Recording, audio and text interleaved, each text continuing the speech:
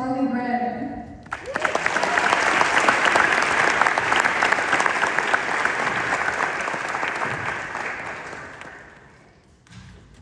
I have a dream that one day we will live in a nation where we will be judged not by the color of our skin, but by the content of our character. But the more I think about this powerful sentiment by Dr. Martin Luther King Jr., the more I question, why should we even be judged at all? I dream for a world where we aren't afraid to take initiative towards our goals because of the fear of judgment. Because the truth is, being scared doesn't mean you're weak. It means you're standing in front of something that matters enough to lose. When you think about fear, it's almost absurd. It's ubiquitous, yet we live in an almost invisible fraction of existence. And in the speck of time and in our infinitesimally small point in the universe, everything we've ever known, good or bad, has happened. Every deafening silence that filled the room after you told an unfunny joke. Every memory of your parents taking you to Frost after a band concert, or when you could just disconnect for the world and stare off into our beautiful Tucson sunset for a few minutes. All of it. Every awkward moment, every quiet victory, every fear you never said out loud. It all happened here. On a ball of cosmic dust so small, it almost feels impossible that it could matter this much. But somehow, it does. So the universe is so vast, so incomprehensibly large that most of what we do will never ripple across it.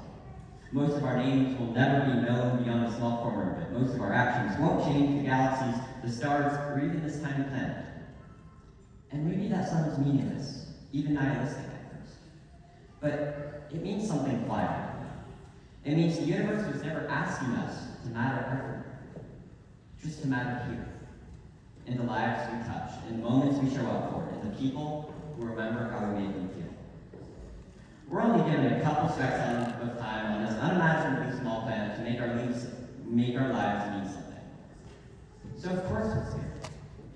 Scared of messing everything up, scared of getting everything wrong, scared of wasting the time that we're given. Of course it feels overwhelming. How could it not? But when everything that matters to us, every dream, every risk, everyone's differing perspectives about who they think we are, every version of who we could become, but maybe the goal was never to eliminate fear. Maybe the goal is to stop seeing fear as the enemy.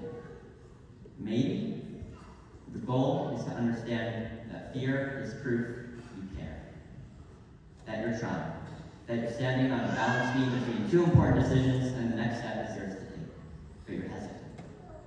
There are too many what-ifs in life to stay stagnant, to not move, and to not take risks. And I'm up here because I know that even if I forget all of my lines, have a stayed on my seat in front of you, and stuff a million times in the speech, which hopefully I don't. But that's not what people will remember.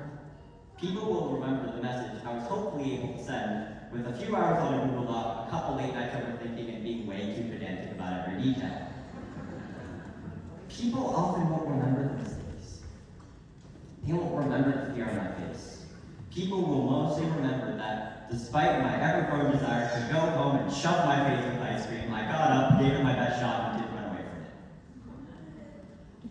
And maybe that's all any of us are really being asked to do.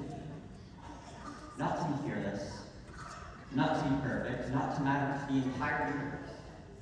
Just wake up every day and deliberately choose to matter to the people standing right in front of you. Choose compassion when it would be easier not to. Take that risk. Tell that dumb joke. Wear that stain suit. Because in a universe this large, who cares if you mess up? At the end of the day, the way we are judged is trivial, unless it's like a judge sentencing you to a life sentence in prison. And it's not very trivial. But life isn't about judgment. It's about supporting each other. The fact that I was able to find some of you, that we found each other on this tiny earth, despite the odds, and that we have the opportunity to grow, to care, and to love together, that is the greatest miracle we will ever be given. And if fear means something matters in the class of 2030, we have a lot to live for. Thank you.